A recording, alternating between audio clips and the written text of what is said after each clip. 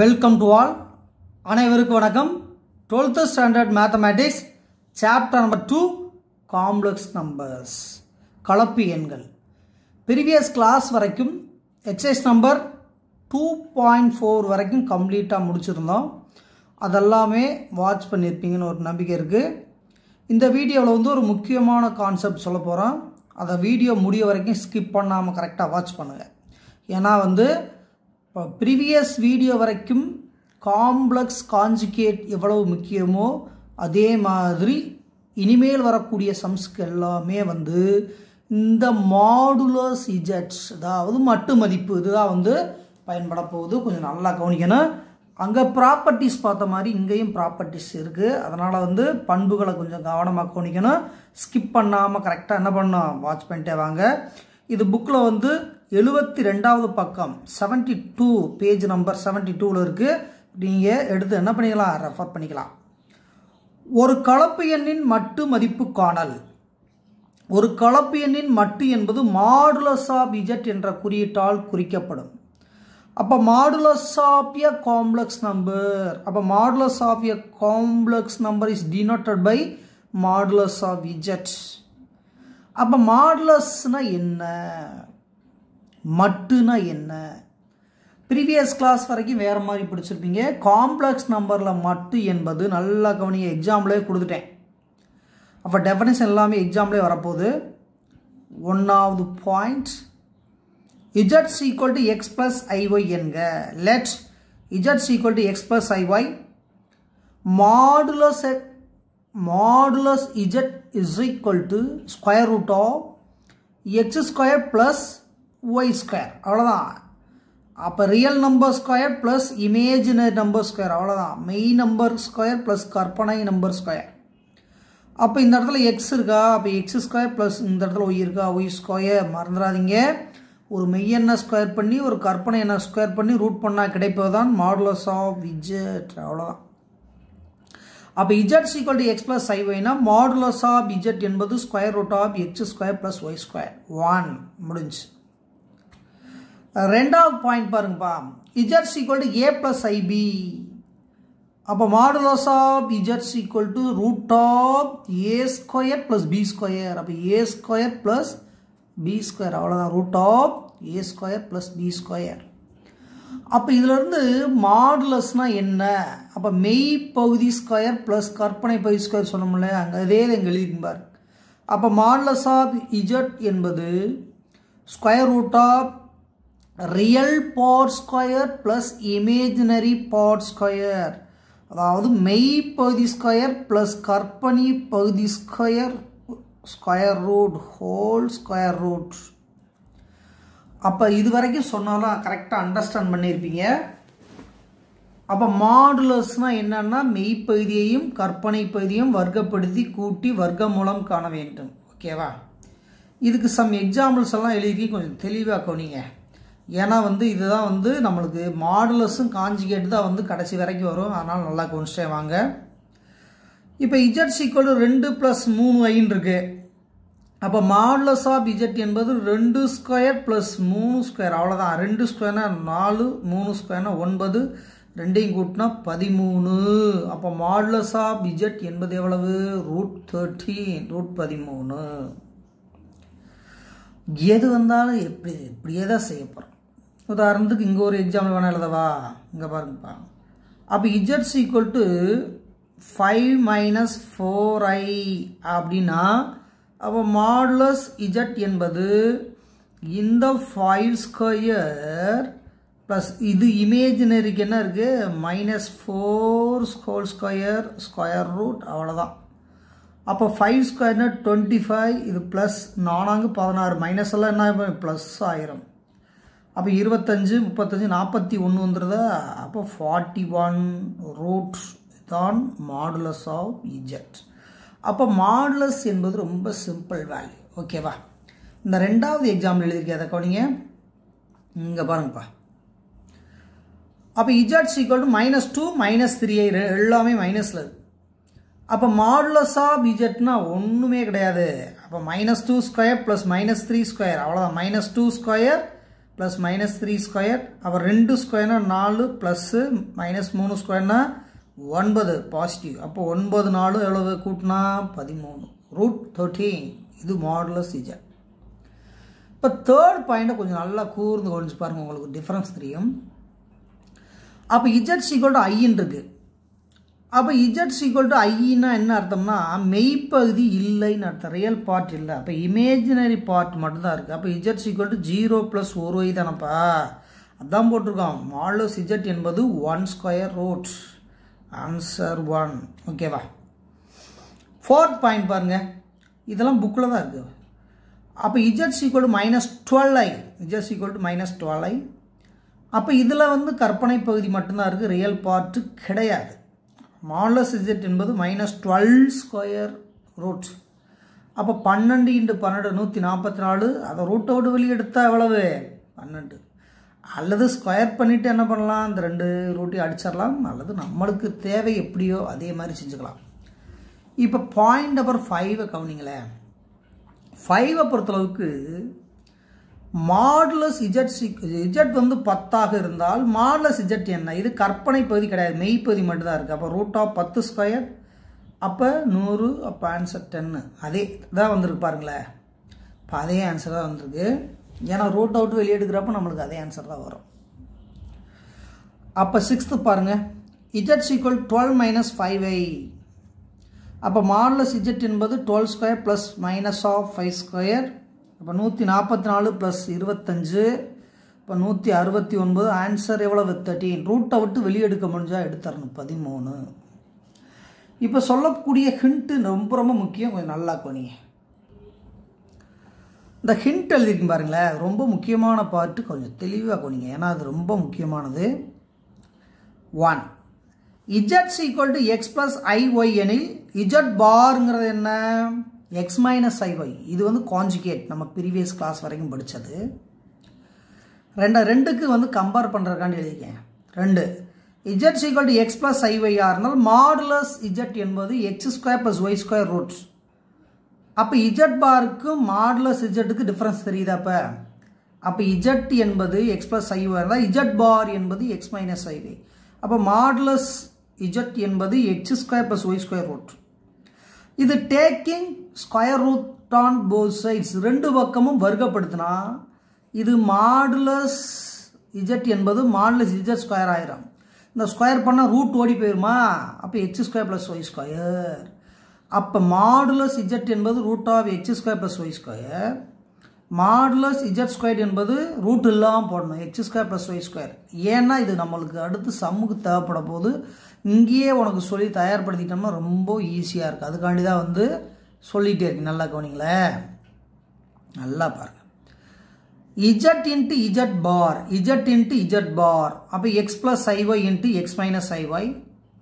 அப்போ a + b × a - b. அப்போ a² - b² அப்படிங்கிறப்ப x² - i² y² வரும். அப்போ ப்ளஸ் ஆயிடுது, இது நம்மளுக்கு தெரியும். அப்போ z × z bar equal to x² + y² வரும். இதை அப்படியே வந்து அதை கம்பேர் பண்ணுங்க, கொஞ்சம் நல்லா கம்பேர் பண்ணுங்களேன். நல்லா பாருங்கள், இப்போ சொல்லக்கூடிய பாயிண்ட் கவனிங்க, நல்லா பாருங்கள். இப்போ இஜட் × இஜட் பார்னா x² + y². இது எங்கே சார் போய் கம்பேர் பண்ணணும்? இதை போய் இங்கே பாருங்கப்பா. அப்போ x² + y² என்பது என்னது, மாடுலஸ் இஜட்². அப்போ இஜட் × இஜட் பார் என்பது மாடுலஸ் இஜட்². அவ்வளோதான், இந்த இதுக்கு தான் இவ்வளவு சொன்னது. அப்போ இஜட்டையும் ஒரு இஜட் பாரையும் மல்டிபிள் பண்ணால் கிடைப்பது மாடுலஸ் இஜட்²க்கு சமம், மாடுலஸ் இஜட்²க்கு சமம். தனித்தனியாக நம்ம வந்து வேல்யூ அப்ளை பண்ணி பார்த்தாலும் கரெக்டாக வரும். இந்த பாயிண்ட் வந்து அடிக்கடி எல்லாம் நிறைய சம்பளம் கேட்கக்கூடிய பாயிண்ட். அப்போ எந்த தூக்கத்தில் எழுப்பி கேட்டாலும் சொல்ல தெரியணும். அப்போ மாடுலஸ் இஜட்² என்பது இஜட் × இஜட் பார், இஜட் × இஜட் பார்னு வந்து நம்மளுக்கு தெரிஞ்சிருக்கணும். ஏன்னா அது நிறைய சம்பளம் வந்து எக்ஸாம்பிள் எக்ஸசைஸ் எல்லாத்துலேயும் இருக்குது, செய்ய போகிறோம். அப்போ இஜட் × இஜட் பார் என்பது மாடுலஸ் இஜட்². ஓகேவா? இந்த பாயிண்ட் எல்லாம் தெளிவாக கொஞ்சம், இன்னும் பாயிண்ட் வந்துக்கிட்டே இருக்குது. கலப்பு எண்களின் மட்டுக்கான பண்புகள், properties of a modulus of a complex number.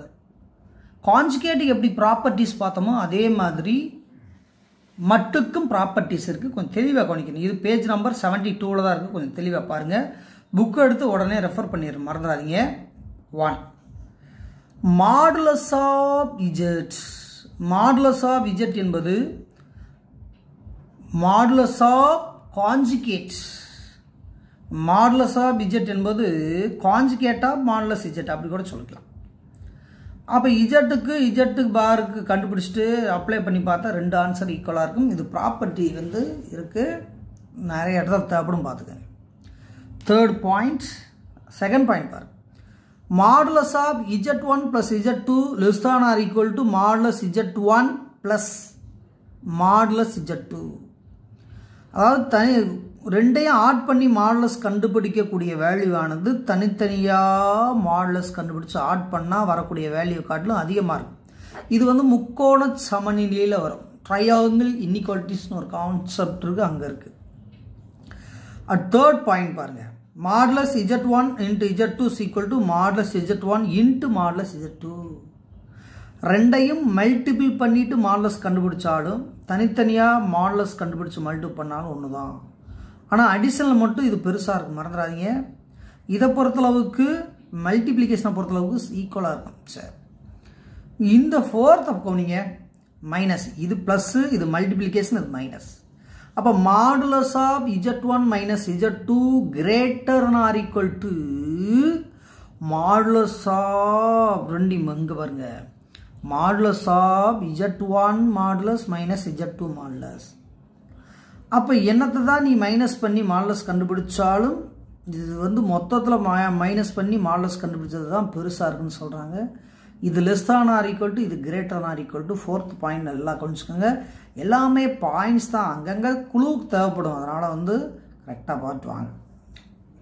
Fifth point பாருங்கள், division. Modulus of z1 / z2 = modulus z1 / modulus z2. இது டிவிஷனில் டிவைட் பண்ணி மாடுலஸ் பண்ணாலும் தனித்தனியாக மாடுலஸ் பண்ணி டிவைட் பண்ணாலும் ஆன்சர் எப்படி இருக்குமா, சமமாக இருக்குமா. ஆனால் இது வந்து கண்டிப்பாக 0வாக இருக்கக்கூடாது. ஏன்னா டிவிஷன் கீழே டினாமினேட்டரில் இருக்குல்ல, அது வந்து எப்படி வரக்கூடாதான், 0 வந்துடக்கூடாதுன்னு சொல்கிறாங்க. அப்போ இது ப்ளஸ்ஸு, இது மைனஸு, இது பெருக்கல், இது வகுத்தல். அதாவது கூட்டல், கழித்தல், பெருக்கல், வகுத்தல், இந்த 4 டிவிஷன் வந்திருக்கு. அடிஷன், சப்ட்ராக்ஷன், மல்டிப்ளிகேஷன், டிவிஷன், இந்த 4மே இருக்குது. 4மே வந்து நம்மளுக்கு வந்து ரொம்ப யூஸ் ஆகாது, அங்கங்கே லைட்டாக டச் தான் வரும். அதனால் ஃபார்முலா மட்டும் கரெக்டாக வாட்ச் பண்ணிட்டே வாங்க. அப்போ ஃபிஃப்த்து சொல்லட்டோமா. சிக்ஸ்த்து பாருங்கள். Modulus of z⁴n = modulus z⁴n. அப்போ ஒரு நம்பரை வந்து பவர் எடுத்துகிட்டு மாடுலஸ் பண்ணிட்டாலும் மாடுலஸ் பண்ணிவிட்டு பவர் எடுத்தாலும் ஈக்குவலாக தான் வரும்னு சொல்லியிருக்காங்க. இது பாயிண்ட் நம்பர் 6. செவன்த்து பாயிண்ட்டை பாருங்கப்பா. Real of z, real part of z less than or equal to modulus z. ஒரு காம்ப்ளெக்ஸ் நம்பரோட ரியல் பார்ட் வந்து அந்த காம்ப்ளெக்ஸ் நம்பருடைய மாடுலஸ் தான் காட்டிலும் பெருசாக இருக்கும். அப்போ ரியல் பார்ட்டை காட்டிலும் அந்த மாடுலஸ் தான் எப்படி இருக்குமா, பெருசாக இருக்கும். வேறு ஒன்றும் இல்லை, அதை செக்கப்பே பண்ணி பார்த்தலாம், நம்மளே பண்ணி பார்த்தலாம். உதாரணத்துக்கு z = √2 + 3i இப்படி கூட வைங்க. அப்போ இது ரியல் பார்ட் எவ்வளவு, 2. அப்போ ரியல் ஆஃப் z வந்து 2. ஓகேவா, ஓகே. அப்போ மாடுலஸ் ஆஃப் zனா 2² + 3². அப்போ 2² 4, 3² 9. அப்போ 9 எவ்வளவு, 13 √ அப்போ இது 13 ரூட் பண்ண எவ்வளவு, மேக்ஸிமம் எவ்வளவு, 3க்கு மேலே வரும்ல, 3 வரும். அப்போ இந்த 2ஐ காட்டிலும் இந்த 3 பெரியது இல்லையா, அதான் மாடுலஸ் ஆஃப் z பெருசுன்னு சொல்லியிருக்காங்க, வேற ஒன்றும் இல்லை. அப்போ நல்லா தெரிஞ்சுக்கோங்க, ரியல் பார்ட்டை காட்டிலும் மாடுலஸ் ஆஃப் z வந்து பெருசு. 8வது பாயிண்ட் பாருங்கள். Imaginary of z less or equal modulus z. அப்போ இமேஜினரியை காட்டிலும் அந்த மாடுலஸ் ஆஃப் z தான் பெருசு.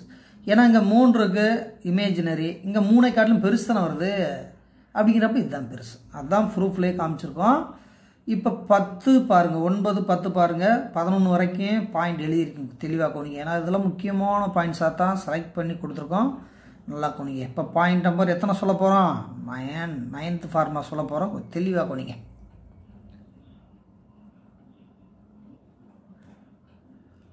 நைன்த் பார்த்தா z1 + z2 + z3 ... + zn modulus கொடுத்துருக்காங்க ஃபுல்லாக. அப்போ அடிஷனை பொறுத்தளவுக்கு இந்த ஏற்கனவே 2 நம்பர் சொன்னோம்ல, அதே தான் அது. அப்போ தனித்தனியாக மாடுலஸ் கண்டுபிடிச்சி அதை காட்டில் இது பெருசாக இருக்கும். அப்போ whole model z1 z2 z3 ப்ளஸில் இருக்குது. Less than or equal to modulus z1 + modulus z2 + modulus z3 ... + modulus zn.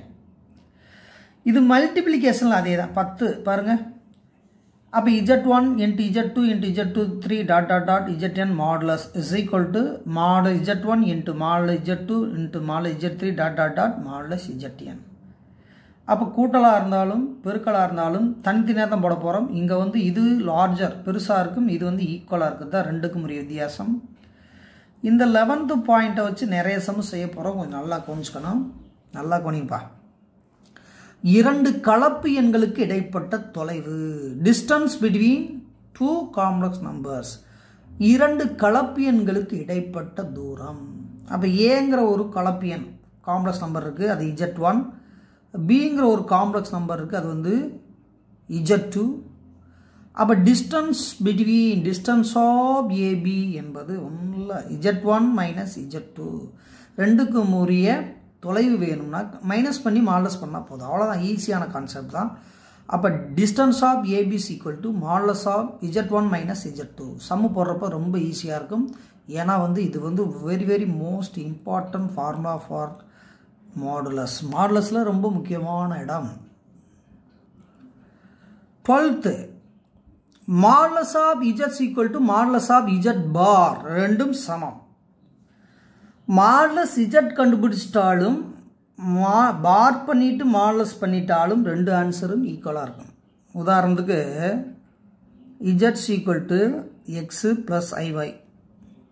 இதுக்கு மாடுலஸ் z பார்த்தீங்கன்னா என்னப்பா x² + y² ரூட். ஓகேவா?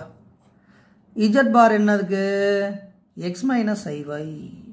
இதுக்கு மாடுலஸ் ஆஃப் z பார் கண்டுபிடிங்க. அப்போ x² + y² ரூட் தானே வரும். அப்போ x² y² ரூட். அப்போ இது சமம் தானே. அப்போ modulus of z modulus of z பார்னு சொல்லிட்டாலும் ஆன்சர் ஒன்று தான். நம்பர்லையும் செக்அப் பண்ணலாம், இதையும் பண்ணலாம். இந்த 13th பாயிண்ட் வந்து நான் முதல்ல சொன்ன பாயிண்ட் தான். அது modulus of z² = z × z bar. மறந்துடாதீங்க, ரொம்ப முக்கியமானது இந்த ஃபார்முலா. 14 z = z பார். ஏற்கனவே அது சொன்னதான். z = z பார். அப்போ z = x + iy, z பார் = x - iy. z பாருக்கு பார் கண்டுபிடிச்சா இதுக்கு x + iy. ஓகேவா?